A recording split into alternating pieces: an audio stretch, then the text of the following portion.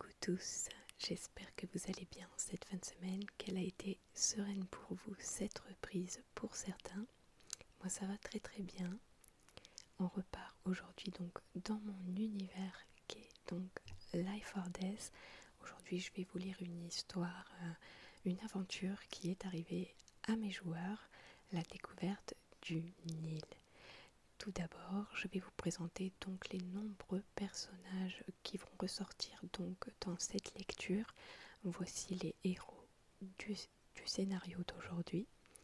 Donc vous y croiserez Dean, vous y croiserez Galactica, vous y croiserez aussi Edward, aussi Swan, il y aura Romy, Frank et plein d'autres encore que je vous ai déjà présentés dans des lectures ou alors des vidéos tout simplement sur eux, donc sur les survivants de Life or Death. Il y aura aussi bien sûr des PNJ et quelques petites références parce qu'on aime beaucoup s'amuser et faire des références. Ça reste de l'amusement et une passion. J'en profite pour vous dire que si vous voulez rejoindre l'aventure Life or Death, le lien est dans la description comme d'habitude. Donc si vous aimez écrire, si vous aimez faire du RP, que vous soyez amateur ou non, vous êtes la bienvenue. C'est parti pour cette lecture, donc la découverte de l'île Lofoten. Installez-vous bien, pensez à vous abonner et mettre le petit pouce bleu parce que ça m'encourage. Il y a quand même pas mal de travail derrière. C'est parti pour la découverte de l'île Lofoten. Les survivants arrivent sur la plage peu à peu. Molly, la fillette, avait fini par trouver la plage, le lieu qu'elle cherchait avec un garçon. Ce garçon tenait une gamine sur son dos. Il s'appelait Dean, pendant que l'enfant ramenait leur sac. Molly vit une personne à l'ombre et courut vers elle tout en gardant son paquet de nourriture. Molly est là, disait l'enfant zombie sans entrain à la personne qui approchait. La personne qui approchait n'était autre que Frank. Il venait de garer dans un coin son quad et Romy était encore dessus. Il va donc s'approcher de Molly et va lui faire un signe de main. T'as trouvé la plage, petit? Bon, au moins, les grains de sable ne sont pas un danger. Pendant ce temps, le jeune adolescent, Dean, avait fini par accepter d'aider la petite Molly à trouver la plage. De plus, l'idée de profiter de la mer le rendait assez enthousiaste. En arrivant, il avait déposé la gamine, Bunny, dans un petit coin à l'ombre. Son état l'inquiétait étant donné qu'elle semblait avoir de la fièvre. Il retira son bandage plein de sang afin de lui en faire un nouveau car elle était blessée. Finissant par faire un petit nœud bien serré, il attrapa son sac et prit un antidouleur avec une bouteille d'eau en espérant que cela lui fasse baisser la fièvre. Il s'assoit ensuite à côté de Bunny et la surveillera le temps qu'il faudra. Il profitait également de regarder en face de lui, au loin. La mer était magnifique à voir et il n'avait qu'une envie, s'y jeter dedans. Pendant ce temps, Jessica arrivait elle aussi vers la plage, suivant les traces de Frank dans le sable. Elle découvrit toute une assemblée et salua tout le monde de la main. Elle prit place à côté de Frank. « Qu'est-ce qu'on vient faire ici ?» lui dit-elle en chuchotant. Elle ne semblait pas agressive du tout et n'avait que deux armes apparentes, un sabre et une dague. D'autres survivants arrivaient peu à peu donc sur la plage, notamment donc Swan et Edward, qui s'étaient entre-temps plutôt rapprochés. Ils étaient en train de flirter tous les deux. Swan et Edward décident de s'arrêter sur la plage. Ils avaient un pick-up. Ils avaient besoin aussi de faire une pause et le temps était idéal. Pendant ce temps, Molly, elle, s'aperçoit que plusieurs survivants commencent à arriver. Elle s'adresse donc au premier avec qui elle venait de discuter, Frank, et elle lui répond avec une certaine surprise dans sa voix. Molly est une fille. Elle imite le signe de main qu'il lui avait fait, ne sachant pas qu'il s'agissait d'un bonjour. Puis, elle explique. Molly voulait juste rentrer chez elle. Mais de quoi parlait-elle? Eh bien, au bout de quelques minutes, un bateau et un équipage inconnu va peu à peu s'approcher de la plage et accoster à environ 5 mètres du sable. Les survivants, ils peuvent un peu prévoir l'équipage. Il y a beaucoup de gens sur ce bateau. Il y a un capitaine, il y a peut-être une jeune fille et la plupart des personnes qui composent cet équipage sont des femmes. Voici donc la réaction des survivants. En premier, Romy, qui entend beaucoup de bruit et qui se réveille. Elle se trouvait donc sur le quad qu'avait garé Frank et elle s'approche du groupe. À la vue donc de ce bateau, ses yeux s'écarquillent de surprise. Oula, j'ai loupé quelque chose, je crois. On est où? Pourquoi il y a un bateau? Dean ne prêtait pas plus attention que ça aux personnes présentes sur la plage, bien qu'il trouvait cela curieux. D'habitude, peu de survivants étaient regroupés au même endroit. Il toucha une nouvelle fois le front de Bunny. Celui-ci restait encore assez chaud, bien qu'il ait l'impression que la fièvre ait légèrement diminué. Lorsqu'il entendit un bruit sourd provenant du large, il releva subitement le regard, surpris de voir un immense bateau arriver dans leur direction. Il se redressa tout doucement. Était-ce bon signe? Mauvais signe? Il n'en savait trop rien. Mais à entendre les paroles de la jeune femme, il semblerait que ces gens ne soient pas dangereux. Comment ça, tu voulais rentrer chez toi? Comment ça, notre transport?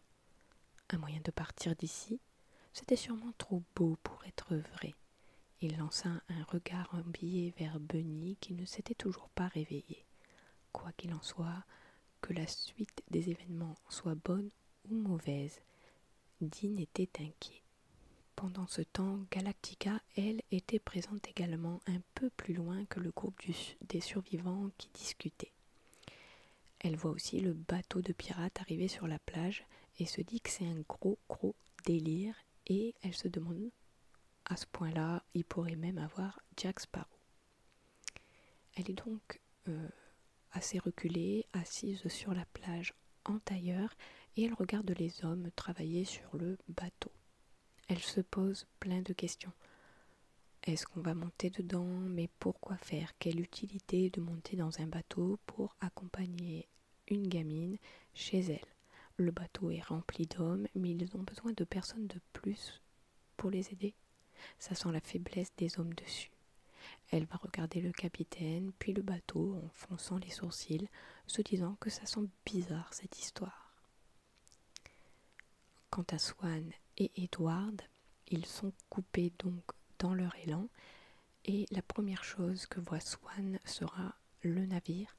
Elle s'approche de la plage. Wow!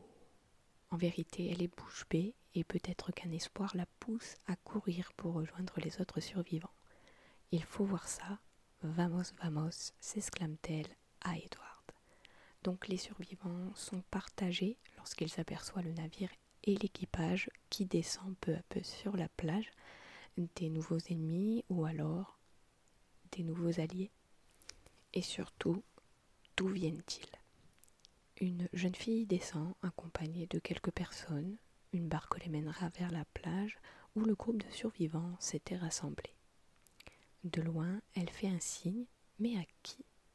Sa voix résonne, une voix assez énergique. Molly, Molly. Plus la barque s'approche, plus cette jeune adolescente est visible et devait avoir environ 16 ans. Elle portait des vêtements tissés à la main, ses longs cheveux bruns descendaient dans son dos. Son regard était vert et perçant. Une fois à terre, la jeune fille se dirige directement donc vers Molly pour la saluer avec une main sur le cœur. 2 petites dagues à la ceinture. Elle avait: Molly, je suis heureuse de te savoir en bonne santé. Pardon pour le retard, la mère est assez agitée. Puis cette mystérieuse jeune fille se tourne vers les survivants, le soleil éclairant légèrement sa peau au teint hispanique. Son regard croisera celui de Frank quelques secondes, puis d'autres, et elle s'adresse ensuite à son amie Molly. Mais au fait, c'est qui ces gens? Ils veulent aller sur Lofoten? Elle semblait avoir confiance en Molly. Peut-être qu'elle se connaissait depuis un moment. En tout cas, la jeune fille recule, les 2 mains dans les poches arrière de son pantalon un peu troué. Tes amis peuvent nous accompagner s'ils veulent. Voilà longtemps que nous n'avons pas eu de nouvelles têtes. Mais il faut partir pour arriver avant la nuit. Vous le savez. Son petit air devient inquiet et son regard envers Molly complice. Elle devait sûrement se comprendre. Venez, les invite-t-elle toute souriante en écartant les bras. Un voyage débute donc sur une mer mouvementée. Entre-temps, Frank va donc retrouver Julia. Julia, pour la petite anecdote, c'est la fille d'une survivante qui est décédée. Elle s'appelait Mila. Et Frank a eu donc une histoire avec cette Mila. Ils étaient très très proches, donc il connaît en quelque sorte Julia de par les histoires que Mila a pu lui raconter. Il considère donc Julia comme sa propre fille et là, en ce jour, ils se retrouvent donc et eh bien Mila est en quelque sorte le lien qui les unit tous les deux. Les survivants embarquent donc sur le navire dont les voiles s'étendent. L'eau est légèrement agitée, espérons que certains n'aient pas le mal de mer. Le vent va nous porter plus vite vers Lofoten, s'exclame Julia sur le pont du bateau. Les marins s'activent et la jeune fille les encourage dans leur entreprise. Elle semble habituée au voyage en mer. Le vent caresse ses longs cheveux bruns et elle posera son regard sur Frank, lui offrant un petit sourire de coin. Certains survivants regardent l'horizon et profitent de ce voyage en mer. D'autres se posent beaucoup de questions quant à leur destination. Méfiance ou espoir, voilà que la mer commence à s'agiter. Un autre navire fait son apparition. Il s'avère que le ciel s'assombrit. Une tempête approche. Un homme à la dégaine bien singulière et portant un tricorne descend du haut du mât et approche de Julia. Oh là, Miss Julia, une tempête gronde à l'horizon, mais celle-ci ne nous amène pas de bons présages. Regardez. Il donnera à Julia sa longue vue, la pointant vers le côté gauche de leur bateau. Si je peux me permettre, nous devrions boire une bonne bouteille de rhum. Il portait sur lui une sorte de boussole et se dirige vers un tonneau où il va récupérer une bouteille de rhum pour en boire une gorgée. Je pense que ce personnage est une référence que vous êtes obligé de connaître. Les survivants pourront alors voir que la tempête commence à gronder et que la mer s'agite, amenant avec elle un bateau. Celui-ci a des voiles noires et arbore un drapeau de pirate. Il prend la direction de celui des survivants et les attaque alors. Les survivants entendent l'abordage. Des pirates fantômes sautent en direction des pauvres survivants. Ils approchent d'eux. Il y en avait un pour chaque personne. Ceux-ci portaient tous un médaillon qui semble bien accroché à leur cou. Les pièces, oui, c'est bien ça. Regardez tous. Le pirate, assez loufoque à côté de Julia, montre alors aux survivants une pièce comme celle que les pirates possédaient. Bande de moussaillons sans cervelle, si on veut lever la malédiction, nous devons récupérer toutes les pièces et les amener au trésor. Les pirates fantômes avaient envahi le pont et ils approchaient dangereusement des survivants. Un combat débute alors entre ces créatures fantomatiques et les survivants qui ont du mal à croire ce qui leur arrive. Le combat est très très difficile, certains survivants sont blessés et Swan, la jeune hispanique, passe par-dessus bord, disparaissant dans l'eau agitée de la tempête. Elle ne sera d'ailleurs pas retrouvée. Une fois toutes les pièces récupérées sur les pirates fantômes, il fallait à présent lever la malédiction et Jack approchera. Mes amis, il faut que l'on aille à l'abordage. Il va nous falloir résoudre une énigme pour récupérer la dernière pièce. Sauriez-vous y répondre? Vous pouvez également vous amuser à trouver la réponse à cette énigme. Il est parfois critique, il peut être invoqué, fort utile à l'équipe, son trait peut amuser. Qui est-il?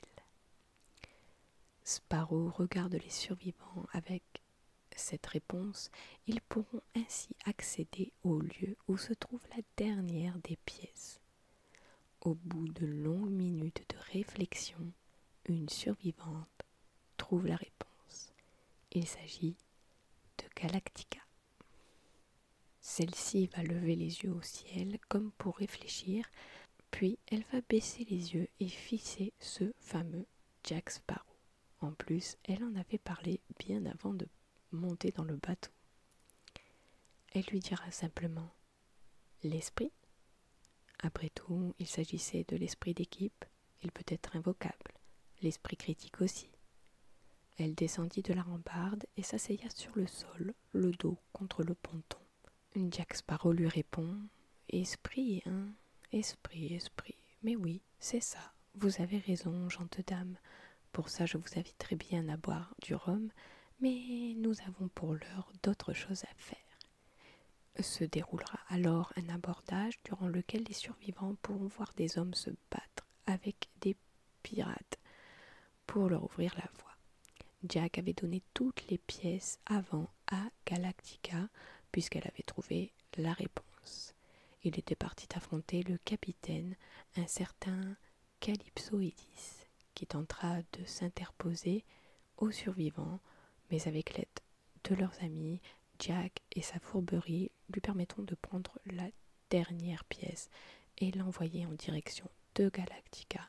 Une fois donc cette pièce trouvée et toutes les pièces dans le coffre, les pirates fantômes disparaîtront peu à peu.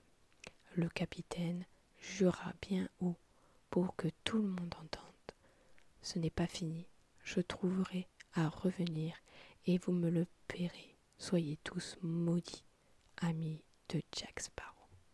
Suite à cela, les survivants reviendront au bateau de Julia et ils reprirent la navigation en direction de cette île mystérieuse, Lofoten.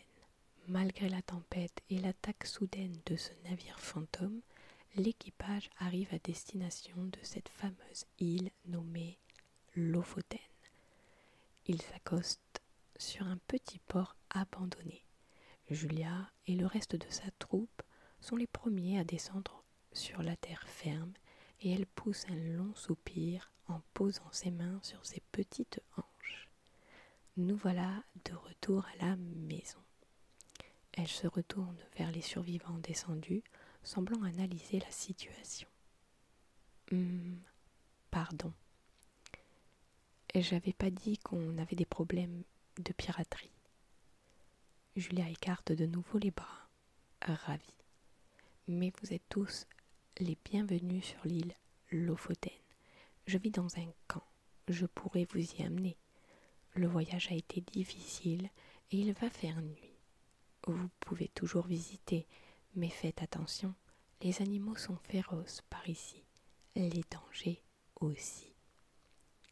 Julia n'avait que 16 ans, mais semblait avoir beaucoup de confiance en elle. Julia était aussi habituée à cette île apparemment, mais depuis combien de temps?